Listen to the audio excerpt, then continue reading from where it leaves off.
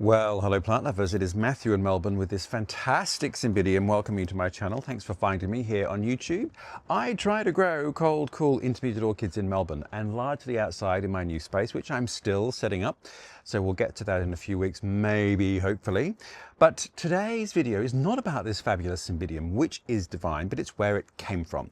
So I was very fortunate to meet Marianna Hawkins, who has taken over her family nursery, orchid specialist nursery, and she very kindly allowed me to go down and make some videos with her about Epidendrums, Cymbidiums, and both of those videos I've already published, so I'll link those above. But today's video is more like a general tour of her nursery and a look at some of the other things she grows, particularly Pleiones. And as we are in early spring here in Melbourne, it's Pleiones repotting time, or potting time, depending on whether you've got them or not. Anyway, so without further ado, let's go and meet Marianna again and just talk about the other things that she grows and her method of potting up Pleiones.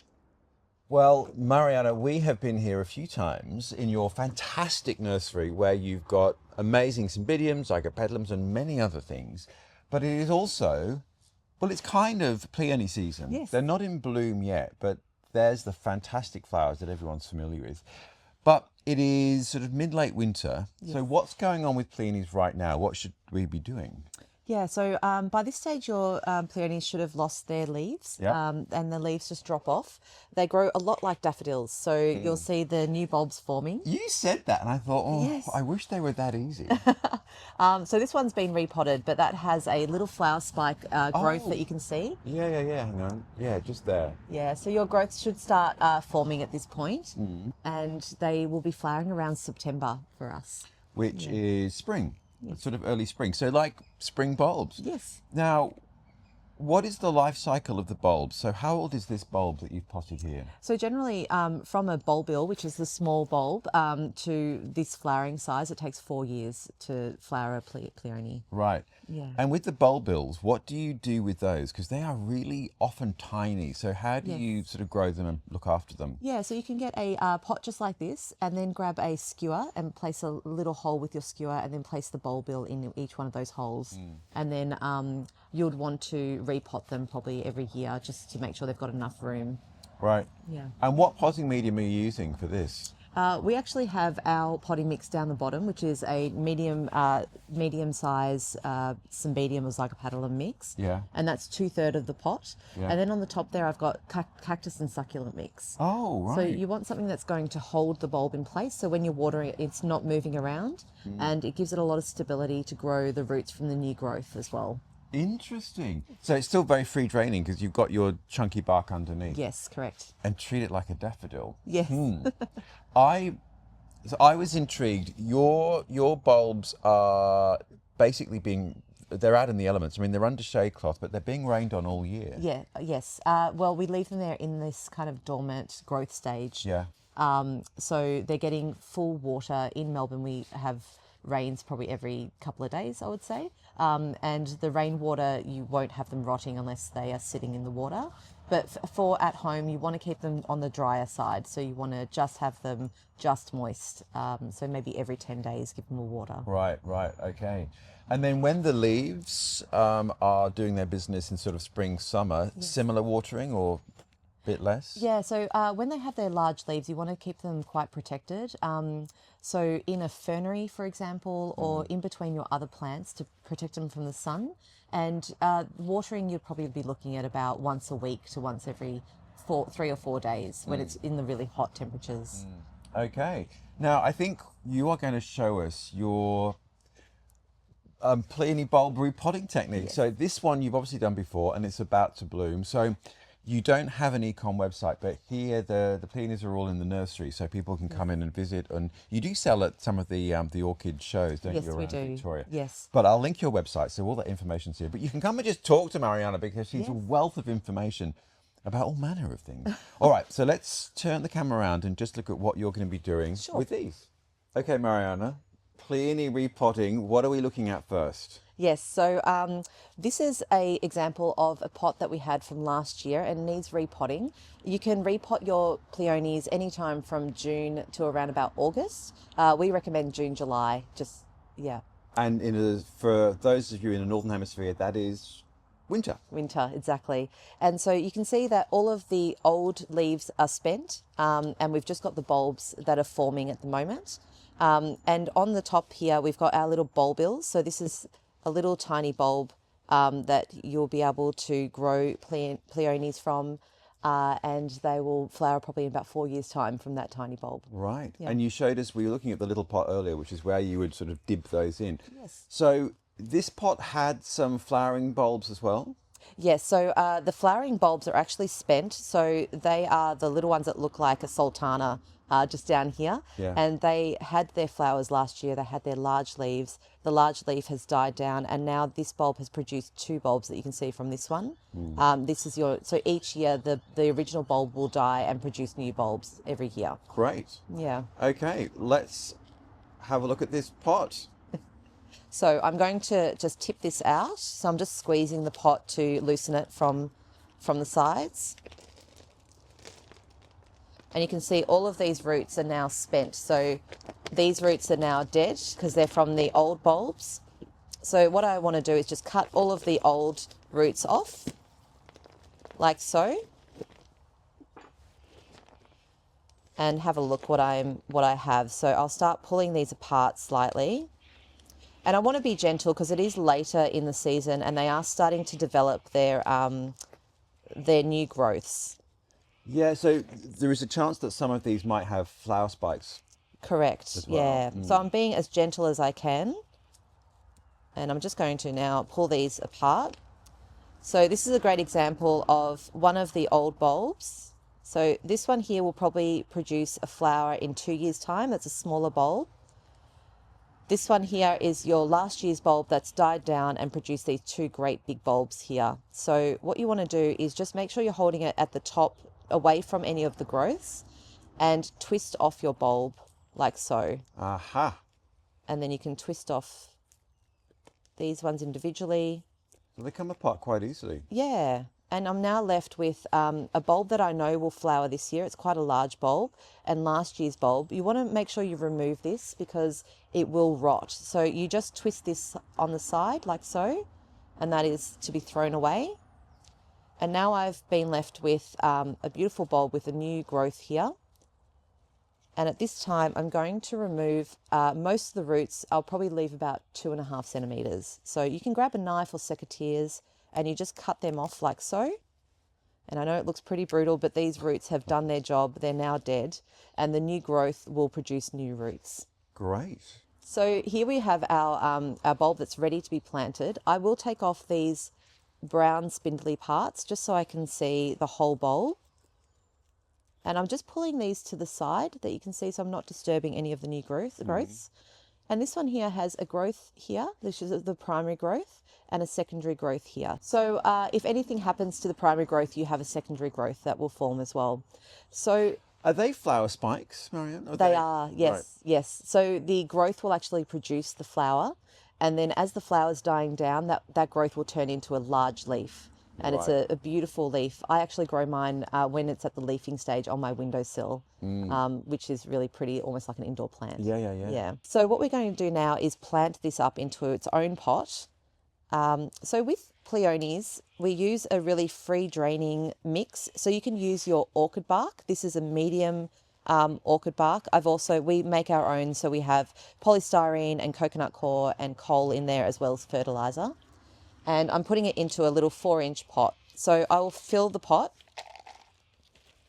to about, let's say, halfway. I'm going to place a couple of granules of slow release fertilizer. So at home you can use Osmocote or something that will activate in spring. I'm going to just cover that up a little bit to about 2/3.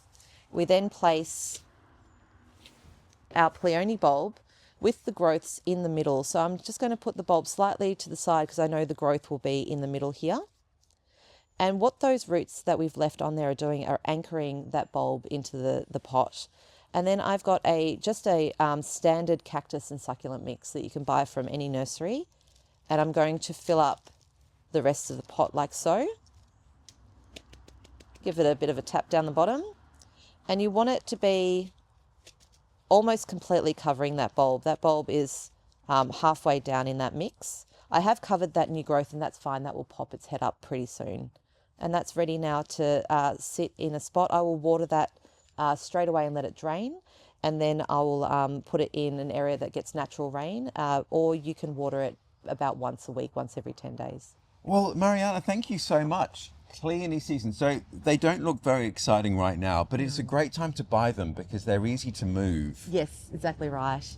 And just before the flower spike gets large enough for you to damage it. So really great time. Now, you were saying earlier that it's probably a little late to be repotting. So when would you ideally be repotting them? So you want to repot around about June, or you can... Early winter for us in Australia. Yes. Or you can do what's called a dry bulb, where you take them out of the pot and you cut off the roots and let them sit until you're ready. But we tend to go with the natural cycle of the Pleiones, so we'll say about June or July. Yeah, I've had mixed results. I've had success with some. In my early days, I desiccated them completely by keeping them too dry in winter, thinking, yes. you know, they wanted that hard dormancy, which they don't. Yes. Then I've gone in the other direction and rotted them by keeping them too moist. But I think what's fascinating is basically you've got like a two-stage potting system. So you've got a really large free draining mix topped with something that's more anchoring, and prevents the bulb from moving. So interesting. Yes, and you just want to protect them from slugs and snails. Pleiones are like ice cream for Gales, so they love them. So make sure you protect them. There you go. So I'll put the website link below, although you don't have e-com, so it has the address of White Hill Nursery, so you can come down. And you're here, Marianna, all the time. So people can come and pest you and ask all your orchid questions. Because not only do you grow Pleiones, but you've got Cymbidiums, you've got Epidendrums, you've got cool climate cattleyas, which are amazing, some Oncidiums, all manner of other things as well. So do come down. It's so rare to find in Victoria and in Melbourne a nursery where you can actually, well, meet a grower, but also buy flowering size plants. So it's really exciting. Yes. Well, thanks for your time. Any questions, leave them in the comments below, and you can follow Marianna and White Hill on Instagram or Facebook, and you'll answer questions on Instagram as well. Definitely. Please send me a DM, and happy to answer any questions. There you go. Thanks, Marianna. Thanks. So we've made other videos about your Cymbidiums, about Epidendrums, all of which are in bloom. It's sort of midwinter now, so it's great to see them all. But I did notice you had other things, so I thought, let's just have a little wander around the nursery. But firstly, what is the history of the nursery and your history with this collection? Yeah, so this is my father's collection. He's been growing for over 67 years, and he has a wide variety of Cymbidiums, Epidendrums, Australian natives. So he's been collecting for a really long time, and it's his passion. And now it's become my passion as well. So I took over last year. At a full-time job, which is it's just so exciting and exhilarating. You did secretly show me backstage too, and amazing collection. But what we might do then is just do a whiz around at some of the other things. So we've already looked at your Cymbidiums, Epidendrums and Pleiones. So let's just look at the other things and maybe just get a heads up on what you're doing. But firstly, let me just cunningly move the camera like this. Hanging up is this sensational Australian Dendrobium. So I'm presuming this is a sort of a Kingianum type hybrid. Yes, it is. So you've got a lot of Aussie Dendrobiums. Firstly, let me just pick one up here. What are your top care tips for this type of Aussie Dendrobium? Yeah, so Dendrobiums can grow pretty much anywhere. They're so hardy to the Australian climate. Yeah. You can grow them in hanging baskets under your trees. So a wire basket, you could plant them in and leave them there. And I see you're using paper bark, the bark from a tree to line yours. And the reason we do that is because the birds around here, the blackbirds, love to steal the coconut core. So we use paper bark so they don't steal it. Right. And you can also put them in the ground. They're extremely hardy plants, and sometimes people do grow them indoors as well, and they do thrive inside. Yeah. I just noticed little flower spikes coming out from here. Now, what about light? So yours are under shade. So ours, yes, we've got a 50% shade cloth that we grow them under. So you want a speckled light, so somewhere that's such a tree, for example, that will protect it from the afternoon sun, but give them enough light to flower. Yeah. And watering? So we would water them, because they're so compacted, probably once a week. They can dry out pretty, they hold the water in their bulbs, so They can dry out a little bit. Yeah. Rainwater is great for them if you have them outside. Yeah. And in summer, probably once every couple of days. Yeah. Yeah. Brilliant. Now, I noticed that you've got sort of smaller divisions like Yes. this. So how are you propagating? Do you just use keikis or do you divide the plant? We divide the plant as much as possible. There are some keikis up the top that you can see here. Yeah. So we will divide them off as well. We mostly grow heritage style. So there's the keiki there. Hang on. Yeah. There you go. Australian natives. There's so our ones are very traditional Kingianums, suffusums, delicatums, which are very hardy growing. There's a lot of new crosses now that are coming out, but these are your traditional compact style Australian natives. Yeah, really, really beautiful. This is looking absolutely stunning, and it's an early bloomer. Yes, so that's been flowering for about 3 months. And it still has a lot of flowers to come. So you get a very big spray of flowers and they last for a really long time in flower. Yeah. And I think given there are so many hybrids now, you can basically have them in bloom for months because, you know, a different form is going to have a different flowering habit. That one's a stunner. All right, there's something hanging up behind there I want to go and have a look at next. Excellent. So on this wall is your wonder wall of soft cane. So these are all sort of nobile types of dendrobium. Let me just grab this one. So let's just talk basic care again. So these are in the same house as your, well, there's some Pleiones here, Cymbidiums. Yes. So light temperature water? Yeah, so they are a hanging basket type of plant. Yeah. The reason we do put them in hanging baskets is because they grow really large canes that you can see here. Yeah. So when they're sitting on a bench, as soon as there's a little bit of wind, they'll fall over. So we do recommend that you hang them. Also, they are attractants for slugs and snails. So we try and keep them away from the slugs and snails as much as possible. Yeah. They grow their new canes that you can see here. That will flower next year, and the old canes will flower. So that will be the flowering cane for this year. Yeah. And generally, before they flower, they will lose all of their leaves. If you do have damaged leaves like this, or if it's on an old cane, you can just hold onto it and pull it off like that. That was brutal. That was brutal. But that's how you can remove these leaves if you need to, or you can grab them and pull them down like so. Right. And they will lose all of their leaves before they start flowering. Right, so don't be alarmed by that. And what do you think the speckling, the marks are on the leaves on this one? So that actually looks like a fungal mark. So you can treat that with an antifungal where you can spray the leaves to try and reduce the fungal marks that you can see here and this spot here. Yeah. So when would this be flowering? What time of year? So the flower buds are actually starting now and they should start flowering in a few months' time. Right. So spring flowering. So spring flowering. Yeah. And do these all flower roughly the same time then? Yes, they do for us. Yes. Right. Fantastic. Well, there you go. And they're taking the winter minimums. What would it get down to? What would be the minimum in this house, do you think? So we often will get around about 5 degrees or even to 0 degrees on the farm in winter. Yeah. So that's 32 Fahrenheit to about 42 Fahrenheit. So cold, cool, cold, but not, well, generally freezing. Yes, exactly. And obviously no frost because you're protected. All right, let's move on to the next. Yeah, so a lot of people ask us about the roots forming on the dendrobium that you can see here. Roots are fine. So this one has been in its pot for a really long time and it's really happily growing. It's exposed all its roots, so they're epiphytic. They will have their roots growing out. And you can see this has its new canes growing with all of the new leaves at the back here. And all of these canes are about to flower. So all of these have little flower buds on them. I can just see the buds emerging. Yeah. So I guess the rule of thumb is don't chop your cane until it's absolutely dead. Yes. So how many years could a cane live and flower for?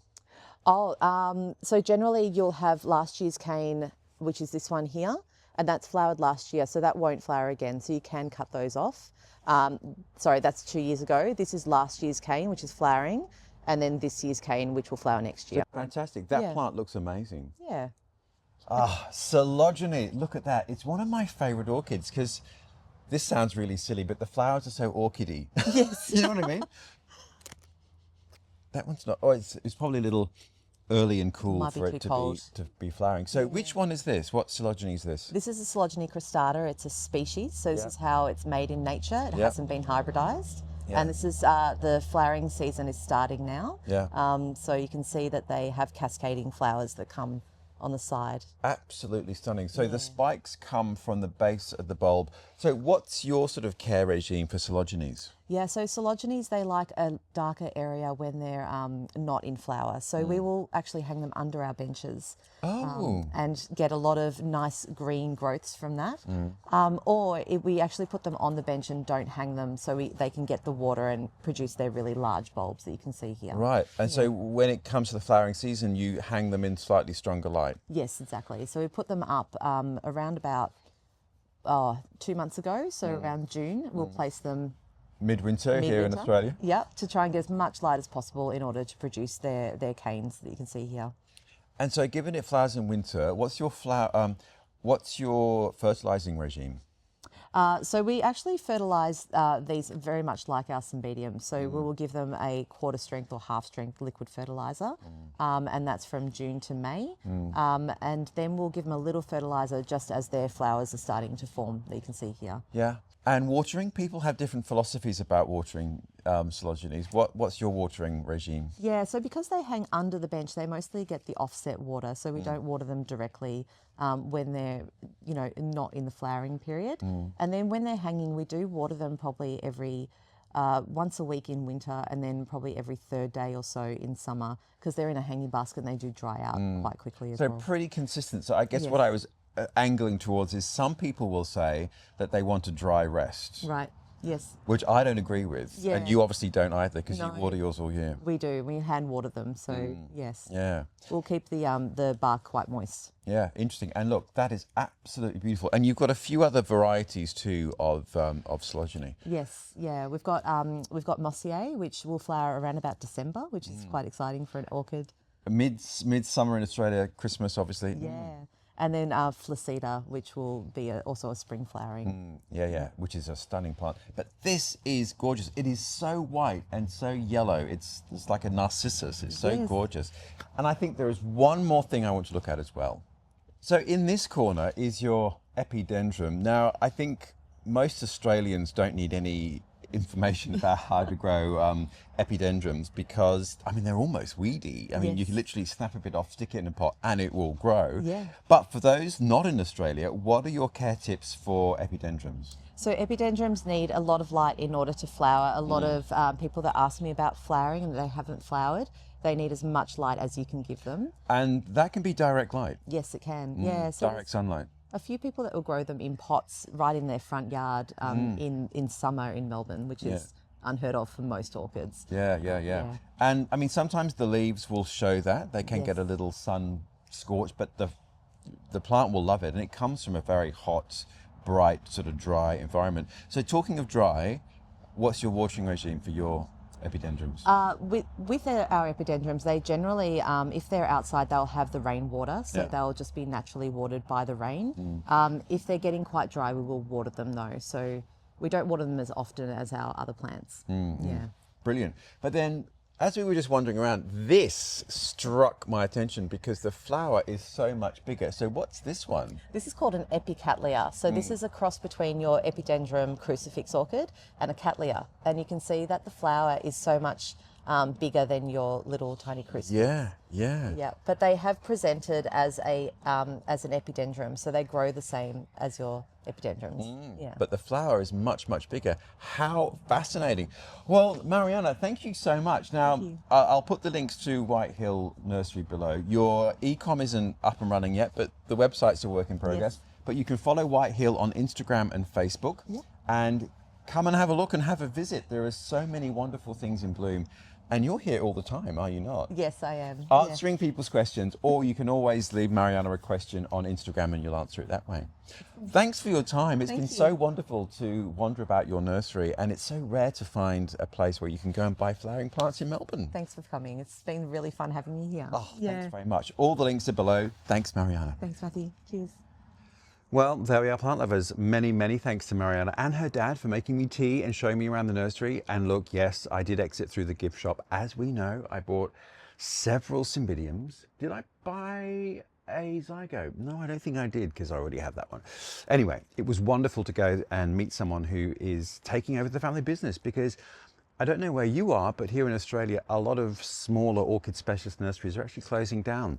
So it's really exciting and refreshing to find someone who's taken the baton and is carrying on with a little bit of an orchid obsession, which maybe we all have. Anyway, I hope that was useful and instructive. Now, all the links are below. Marianna's website is a work in progress, so Facebook and Instagram are the places to contact her at the moment. The nursery is open, as she said, and I would imagine perhaps in a few months' time, perhaps towards the end of the year, her nursery website will be up and running, so you can purchase through the website. But until then, plant lovers, I hope all is well in your world. Now remember, I post every week on a Friday, so if you want to know what's going on next week, hit subscribe and I will be telling you. But until then, plant lovers, I hope all's well and I look forward to seeing you next week.